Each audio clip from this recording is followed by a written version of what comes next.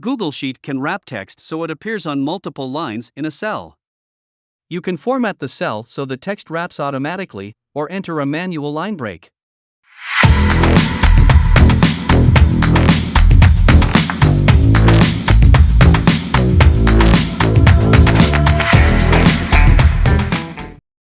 There are two places you can access for text wrapping options. First, click on the Format tab located at the top menu and hover over on the Wrapping menu. The second place you can access this option is at the Quick Access menu.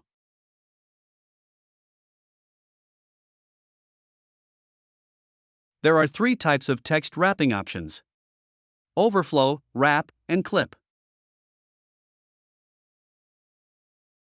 Now to get started. If it's a single cell, just click on it to select.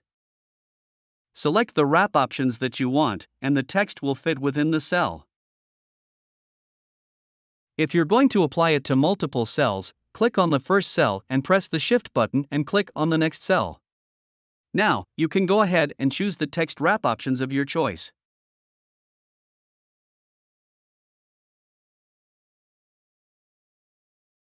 To enter a manual line break, click on the cell and then go to the end of the text where you want to execute the line break, press Ctrl and Enter.